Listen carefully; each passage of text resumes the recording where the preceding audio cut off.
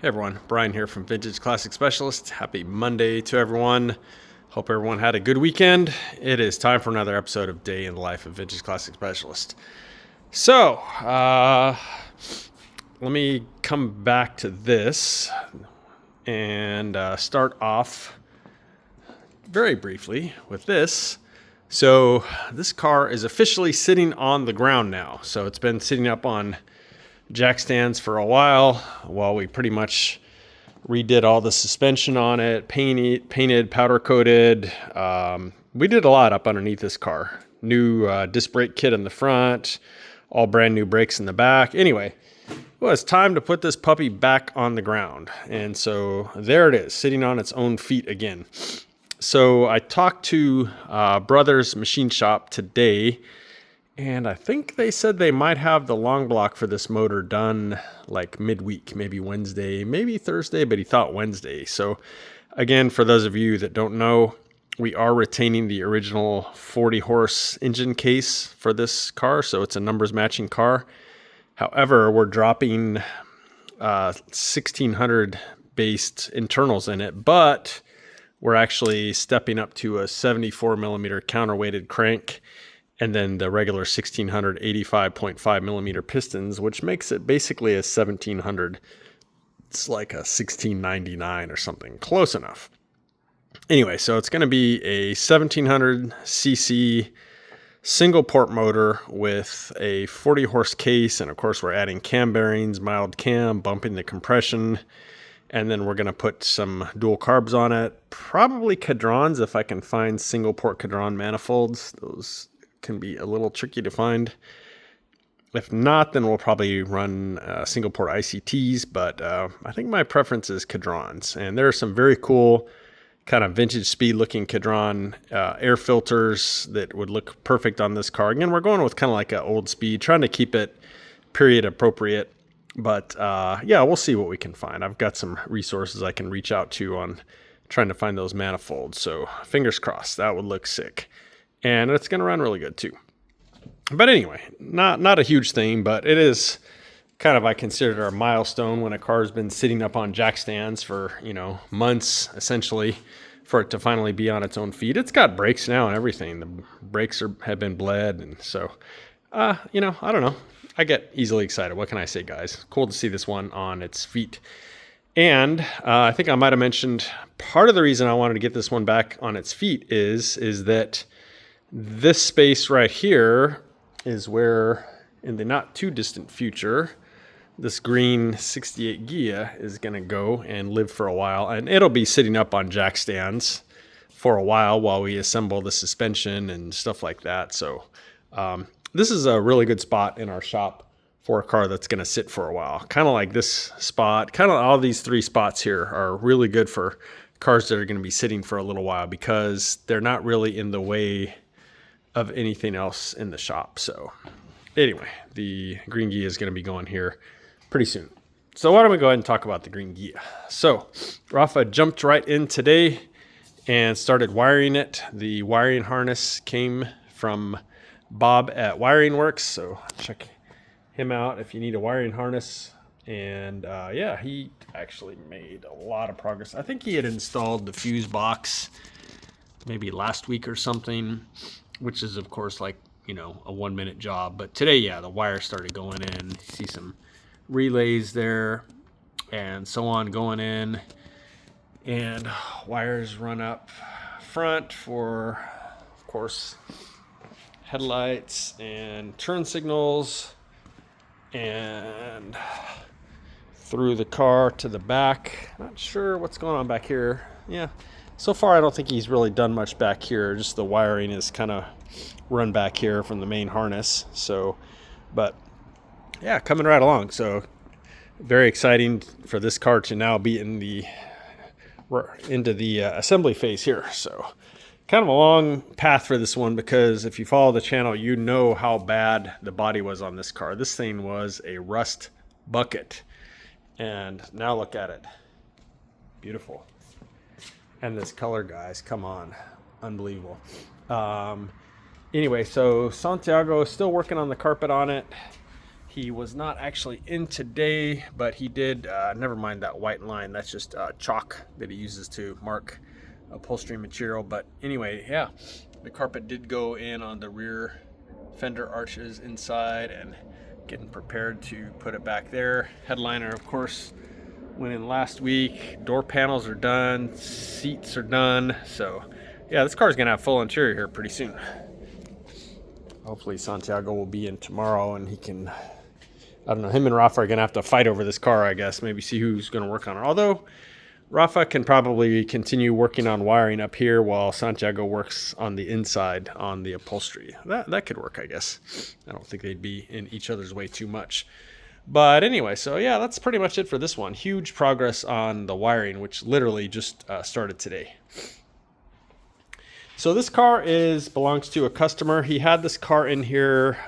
For those of you that have been following the channel for a long time, you may remember it. It was in maybe like 2 years ago. You know what though? This car was in super briefly. It might have come and left the same day. It might not have even made it into a day in the life episode. Last time it came in, the shifter had like come apart somehow, and the car wouldn't shift. And so we brought it in, and I think I fixed it like the same day and sent him on his way. So this car may or may not have actually made an appearance on a video before. Don't remember. It's been like 2 years. Anyway, so today he brought it in because the clutch cable, and if you saw the thumbnail, you know where this is going. His clutch cable had pretty much exploded. And so as he was driving it, he said all of a sudden he heard or felt like a popping noise, and then his clutch was going, had like way too much free play, and it wasn't fully engaging to the point where he could even shift it. So somehow he managed to limp the car over here. And so yeah, normally I don't do like, people just dropping by with their car, because we do have a wait list, but he already had it here in the parking lot. And so I said, okay, you know what, this is going to be a pretty quick job, so just go ahead and bring it. Again, if anyone's watching, please don't get any ideas. This is not something that I normally do. But again, he was an existing customer, and he literally had the car in the parking lot, so decided to help him out. Normally he would be on a wait list, but anyway. So yeah, that clutch cable exploded. So I actually tried to buy, or I didn't try to buy, I got a clutch cable from Brian Washburn at Washburn's Metal, because he does make shortened clutch cables for like Myers-Manx's, and he keeps those in stock. Unfortunately, with these cars, apparently, well, two things. One is they're not the same wheelbase as a Myers-Manx, which are shortened. I think it's 14 1/4 inches compared to a standard Beetle. Sorry for the sniffles. The other thing is, apparently these things are like all over the place as far as the actual length of the chassis. So there's a bunch of companies that manufacture these fiberglass 356 bodies, and apparently the manufacturers, there's no standard. I don't know. You'd think that they would make them the exact same wheelbase as a real 356, but apparently they're not necessarily the same. And so the wheelbase of these things is kind of all over the place. Apparently, this is coming from Brian Washburn, who of course has seen plenty of chassis from all manner of VWs and VW kit cars. So that's what he says, and I believe him. But anyway, so I tried a Myers-Manx one, and it was actually too short. So I ended up having to get a Beetle one and shorten it and use some little clamps to kind of piece it back together. So it's fine. It'll work fine. It'll last, probably as long or longer than that one. But anyway, so I did that, and he mentioned something about his handbrake being out of adjustment. So I checked, and actually his back brakes were adjusted a little bit on the loose side. So I went ahead and adjusted those, tightened those up. But the handbrake actually feels great now. It only goes up about maybe 4 notches or so before it's, pretty tight. And then just because, again, we don't really trust anyone, I decided to check his motor out. And it's kind of a good thing I did, guys, because his advance at idle was like 30 plus degrees. And it has, what appears to be like a 009 distributor. And so for a 009, of course, you set the full advance, you know, at when you rev the motor. But generally speaking, the advance on a 009 should be like 10 or 12 degrees, something like that. It was literally like 30 at idle. And then when you would rev the motor, it would go up to like 50 something. So way, way, way too much advance.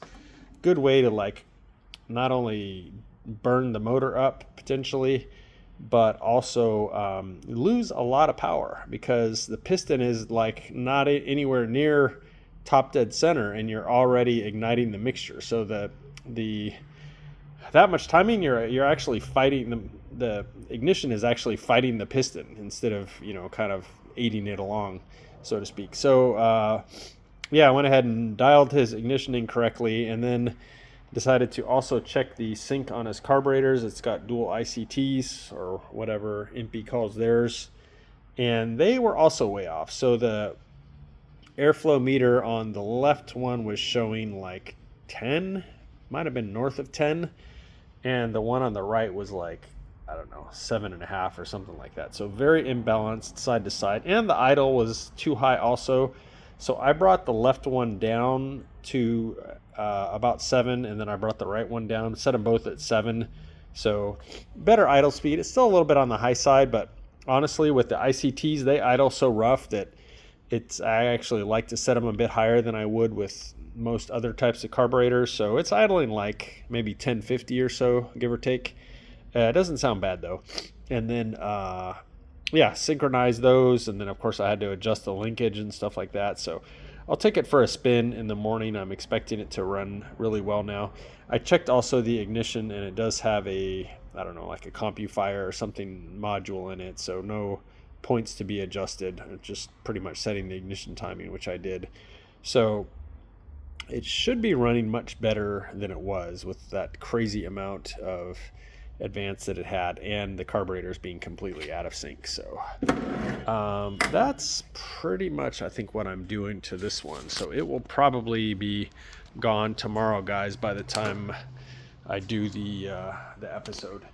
Speaking of things being gone, the owner did come and pick up the VW Halen 69 cowlick bug today, so he's gonna take it back and continue having lots of fun with it. So congratulations to him on getting his baby back. I think we had it for like a week, maybe just over a week.